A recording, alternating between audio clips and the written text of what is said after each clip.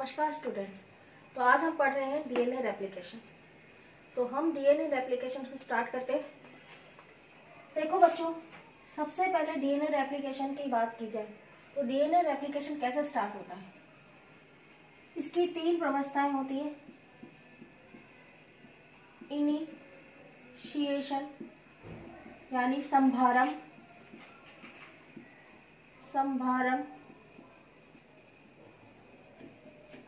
दूसरा है इलोंगेशन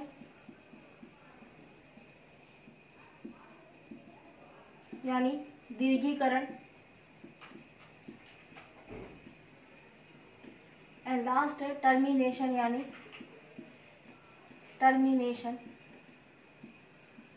यानी समापन। इतनी ज्यादा बातें कर रहे हैं हम और ये नहीं पढ़ा कि रेप्लिकेशन होता क्या है, कि डीएनए के द्वारा अपने जैसे नए अणुओं के निर्माण की जो प्रोसेस होती है उसे ही क्या कहा जाता है, रेप्लिकेशन या प्रतिलिपिकरण कहा जाता है।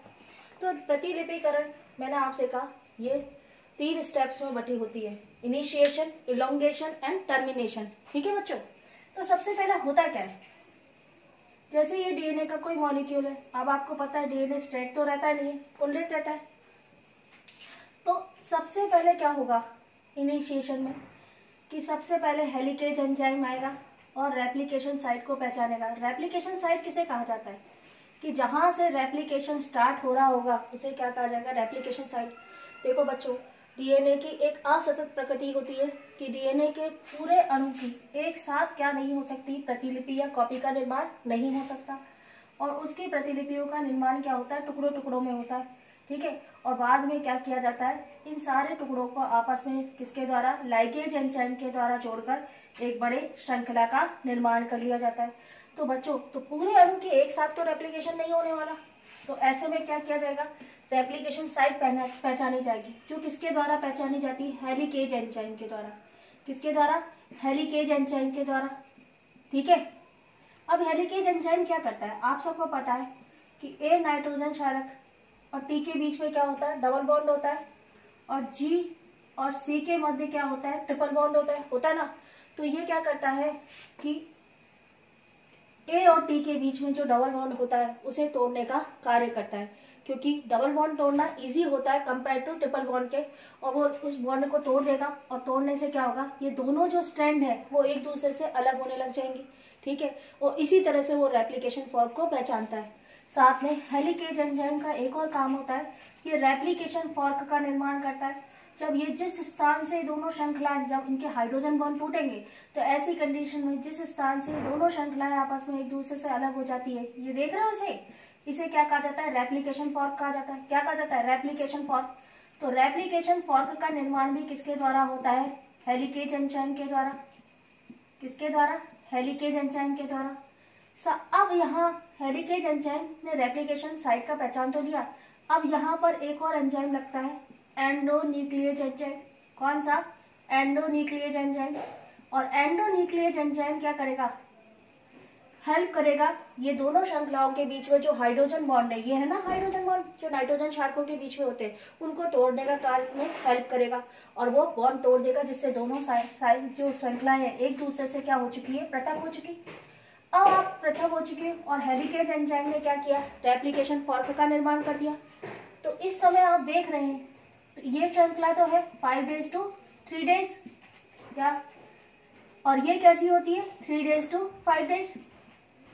अब ये दोनों श्रृंखलाएं यहाँ पर एक दूसरे से अलग हो गई। एक चीज और है कि यहाँ पर एक और एंजाइम लगेगा जिसका नाम है टोपो आइसोमरेज एंजाइम। तो टोपो आइसोमरेज एंजाइम करता क्या है, ये जैसे डीएनए है ये बहुत ज्यादा कुंडलित होता है। इस डीएनए को सीधा करने का, स्ट्रेट व्यवस्थित करने का काम किसका होता है, टोपो आइसोमरेज एंजाइम का। किसका, टोपो आइसोमरेज एंजाइम का। अब दोनों श्रृंखलाएं पृथक हो चुकी हैं। इन दोनों श्रृंखलाएं पृथक हो गई है और इनके ऊपर क्या है, इन दोनों श्रृंखलाओं पर है संपूरक नाइट्रोजन क्षारक या संपूरक। जो नाइट्रोजन क्षारक होते हैं वो एक दूसरे से वापस से बॉन्ड बनाने की टेंडेंसी रखेंगे और ये श्रृंखलाएं वापस से क्या हो जाएंगी, आपस में जुड़ सकती है। तो ऐसे में इन पृथक हुई दोनों श्रृंखलाओं के ऊपर कौन व्यवस्थित हो जाता है, एसएसबी प्रोटीन। कौन, एसएसबी प्रोटीन। तो किसे कहते हैं SSB protein, single strand binding protein को क्या कहा जाता है, सिंगल स्ट्रैंड। बाइंडिंग प्रोटीन को क्या कहा जाता है? एसएसबी प्रोटीन कहा जाता है। क्या कहा जाता है? SSB protein. और इसका क्या काम होता है? इन दोनों श्रृंखलाओं को वापस से जुड़ने नहीं देना, ठीक है, इनके बीच में हाइड्रोजन बॉन्ड का निर्माण नहीं होने देना। तो ये क्या जुड़ गया? SSB protein. ठीक, ये सब किस में हो रहा है? इनिशिएशन में हो रहा है। अब क्या हुआ बच्चों, यहां पर आता है आरएनए प्राइमर। आरएनए जो प्राइमर होता है, इसका जो निर्माण होता है किसके द्वारा होता है? प्राइमेज एंजाइम के द्वारा। किसके द्वारा? आरएनए प्राइमेज एंजाइम के द्वारा आरएनए प्राइमर का निर्माण होता है, ठीक है। और ये आरएनए प्राइमर करता क्या है? ये पृथक हुई दोनों श्रृंखलाओं, सबसे पहले 5 डेज टू 3 डेज श्रृंखला, इसका 3 डेज सिरा होता है या 3 प्राइम एंड होता है, इसके यहाँ पर क्या हो जाता है? इससे क्या हो जाता है? ये आरएनए प्राइमर जुड़ जाता है। होता क्या है आरएनए प्राइमर? आरएनए जो प्राइमर होता है वो आरएनए के क्या होते हैं? छोटे छोटे टुकड़े होते हैं। अब इनके पास भी तो नाइट्रोजन क्षारक होंगे, किसके पास? आरएनए के पास भी। तो आरएनए प्राइमर जो होता है वो अपने संपूरक नाइट्रोजन क्षारकों से, संपूरक नाइट्रोजन बेस से क्या हो जाता है? जुड़ जाता है और बॉन्ड बना लेता है। अब ये आरएनए प्राइमर का कौन सा सिरा जुड़ेगा? 5 डेज सिरा। कौन सा? 5 डेज सिरा जुड़ेगा। और 3 डेज सिरा क्या है? अभी फ्री है। और इसी 3 डेज सिरे पर क्या उपस्थित होता है? हाइड्रॉक्सिल समूह। कौन सा उपस्थित होता है? हाइड्रॉक्सिल समूह। ये सब श्रृंखला, जिस श्रृंखला पर सबसे पहले ये सारी क्रियाएं हो रही है उसे क्या कहा जाएगा? Leading strand. क्या कहा जाएगा? Leading strand. ठीक है बच्चों, ये क्या कहलाएगी? Leading strand. जबकि दूसरी वाली क्या कहलाएगी? Lagging strand. क्योंकि दूसरी वाली जो श्रृंखला होगी इसमें कुछ समय के बाद रेप्लिकेशन की क्रिया क्या होगी? स्टार्ट होगी।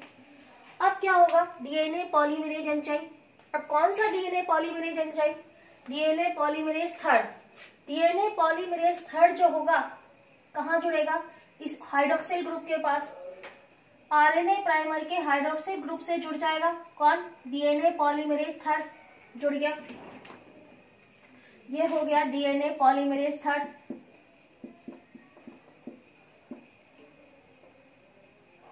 Mirage third. ठीक, अब क्या होगा? डीएनए पॉलीमरेज थर्ड जुड़ गया। और अब इसका कौन सा सिरा जुड़ेगा? 5 डेज। इसका 5 डेज सिरा आरएनए प्राइमर के कौन से सिरे से जुड़ेगा? 3 डेज सिरे से जुड़ेगा। और बच्चों अब इसका 3 डेज सिरा क्या है? डीएनए पॉलीमरेज थर्ड का 3 डेज सिरा फ्री है। अब इसके ऊपर ही क्या होंगे? चारों प्रकार के न्यूक्लियोटाइड व्यवस्थित होकर किसकी? डीएनए की प्रतिलिपि यानी कॉपी का निर्माण करेंगे। तो बच्चों इस समय डीएनए की ये जो पुरानी श्रृंखला है किसकी तरह कार्य करेगी? टेम्पलेट। किसकी तरह? टेम्पलेट की तरह। और इसके संपूरक न्यूक्लियोटाइड ही इसके ऊपर व्यवस्थित होकर क्या करेंगे? डीएनए पॉलीमरेज की तरफ व्यवस्थित होकर क्या बनाएंगे? डीएनए प्रतिलिपि का निर्माण करेंगे। तो इस तरह से डीएनए प्रतिलिपिकरण का क्रिया प्रारंभ हो चुकी है। अब हम बात करेंगे पहले कहाँ स्टार्ट हो रही है? 5 डेज टू 3 डेज श्रृंखला पे, जिसे क्या कहा गया? Leading strand. अब हम बात करेंगे जो लैगिंग स्ट्रैंड है उसमें कुछ समय के बाद क्या होता है? प्रतिलिपिकरण की क्रिया प्रारंभ होती है। वो उसकी कहाँ से स्टार्ट होगी? वही यहाँ से 3 डेज सिरे से। 3 डेज सिरे पर पहले आरएनए प्राइमर जुड़ेगा। कौन सा? RNA primer. तो ये आरएनए प्राइमर जुड़ चुका। आरएनए प्राइमर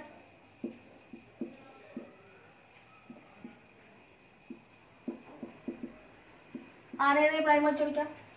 इस आरएनए प्राइमर के ठीक पीछे क्या जुड़ जाएगा? DNA polymerase enzyme. ठीक है, और न्यूक्लियोटाइड के निक्षेपण की क्रिया क्या हो जाएगी? प्रारंभ हो जाएगी। लेकिन जो लैगिंग स्ट्रैंड हो गया उस पर जो प्रतिलिपि का निर्माण होगा वो किसमें होगा? असतत खंडों में होगा। इन असतत खंडों को या टुकड़ों टुकड़ों में होगा। इन असतत खंडों को क्या कहा जाएगा? ओकाजाकी। ओकाजाकी सेगमेंट या ओकाजाकी खंड कहा जाएगा। यानी आप देख रहे हैं कि एक टुकड़े में क्या हो रहा है? पहले आरएनए प्राइमर जुड़ा, फिर डीएनए पॉलीमरेज जुड़ा, और उसके बाद डीएनए पॉलीमरेज के 3 डेज सिरे पर क्या हुआ? न्यूक्लियोटाइड के निक्षेपण से क्या हुआ? डीएनए के एक खंड बन गया। अब यहाँ पर वापस से क्या जुड़ेगा, आरएनए प्राइमर जुड़ेगा, फिर डीएनए पॉलीमरेज एंजाइम जुड़ेगा, फिर क्या होगा, न्यूक्लियोटाइड का निक्षेपण। यानी इसके प्रत्येक खंड में क्या होगा, आरएनए प्राइमर होगा, फिर उसके पीछे डीएनए पॉलीमरेज एंजाइम होगा। भाई आरएनए प्राइमर का केवल इतना सा काम होता है कि डीएनए पॉलीमरेज एंजाइम को ये बताना कि कहाँ से रेप्लिकेशन स्टार्ट करनी है, कि भाई यहाँ से रेप्लिकेशन स्टार्ट करनी है, तू आजा। क्योंकि डीएनए पॉलीमरेज एंजाइम को ये तो पता है कि मुझे रेप्लिकेशन करना है, ठीक है, लेकिन कहाँ से करना है वो बताने वाला कौन होता है, आरएनए प्राइमर। आरएनए प्राइमर जुड़ जाता है, बोलता है आजा भाई मेरे हाइड्रोक्सिल समूह से जुड़ जा और रेप्लिकेशन की क्रिया को क्या कर दे, प्रारंभ कर दे। तो यहाँ पर हर बार आरएनए प्राइमर जुड़ा होगा, कहाँ पर, ओकाजाकी खंडों में, और यहाँ पर आरएनए प्राइमर क्या होगा, एक ही जगह पर जुड़ा होता है। अब एक चीज देखो आप कि रेप्लिकेशन दोनों श्रृंखलाओं पर एक साथ हो रही है ना, लेकिन आप देख रहे हो यहाँ पर लीडिंग स्ट्रैंड के सामने रेप्लिकेशन कहाँ बन रही है, इस साइड में बन रही है, और लैगिंग स्ट्रैंड में जो रेप्लिकेशन की क्रिया हो रही है इस साइड में हो रही है। यानी दोनों दिशाओं में ना एक साथ रेप्लिकेशन की क्रिया संपन्न हो रही है। तो इसे क्या कहा जाता है, बाई डायरेक्शनल नेचर कहा जाता है, द्विदिशिक प्रकृति। तो यहाँ पर डीएनए की द्विदिशिक प्रकृति बन रही है। आप देख रहे हो यहाँ पर भी जो मतलब है ना रेप्लिकेशन बन रही है 5 days to 3 days दिशा की ओर बन रही है। कहाँ पर, 5 days to 3 days दिशा की ओर बन रही है। और इधर देखा जाए तो आरएनए प्राइमर का कौन सा सिरा जुड़ा है, 5 days जुड़ा है, और इधर क्या है, 3 days। तो यहाँ पर भी श्रृंखला, यहाँ पर डीएनए पॉलीमरेज का कौन सा है, 3 days सिरा। तो यहाँ पर भी श्रृंखला कौन सी दिशा में बन रही है, 5 days to 3 days दिशा में।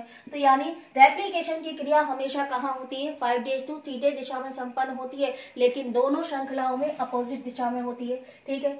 अब मान लिया कि यहाँ पर ये हो गया, इलोंगेशन फेज में क्या होगा, धीरे धीरे धीरे न्यूक्लियोटाइड निक्षेपित होते जाएंगे। टेम्पलेट, दोनों श्रृंखलाएं टेम्पलेट यानी सांचे की तरह कार्य करेगी, और इसके संपूरक न्यूक्लियोटाइड क्या होते जाएंगे, निक्षेपित होते जाएंगे, और श्रृंखला का निर्माण हो जाएगा। बस लीडिंग स्ट्रैंड के सामने क्या होगी, एक सतत श्रृंखला का निर्माण होगा, जबकि लैगिंग स्ट्रैंड के सामने क्या होगी, असतत श्रृंखला का निर्माण होगा, जिसे ओकाजाकी खंड कहा जाएगा।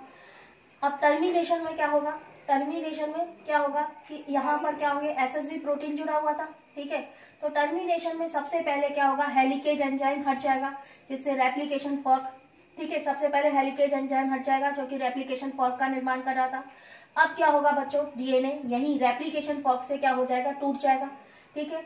अब क्या होगा, लाइगेज एंजाइम, कौन सा, लाइगेज एंजाइम क्या करेगा, ओकाजाकी खंडों को जोड़ देगा, जिससे यहाँ पर भी क्या हो जाएगी, एक सतत श्रृंखला का निर्माण हो जाएगा, ठीक है।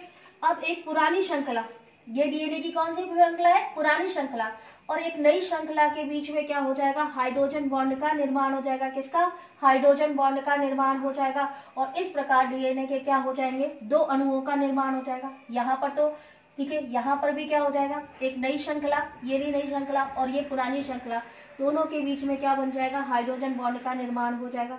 इस प्रकार यहाँ पर डीएनए की अर्धसंरक्षी प्रकृति को भी बता रहे हैं। क्या होती है अर्धसंरक्षी प्रकृति, कि जब डीएनए प्रतिलिपि का निर्माण होता है तो इनमें से क्या होता है, प्रत्येक नए अणु में डीएनए की एक तो पुरानी श्रृंखला होती है और एक क्या होती है, नई श्रृंखला होती है। इसे ही क्या कहा जाता है, अर्धसंरक्षी प्रकृति कहा जाता है, ठीक है।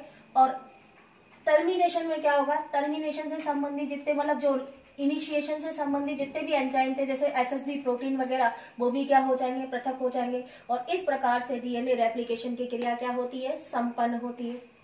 तो आज का चैप्टर आपको समझ में आए तो मेरे चैनल को लाइक कीजिए, सब्सक्राइब कीजिए।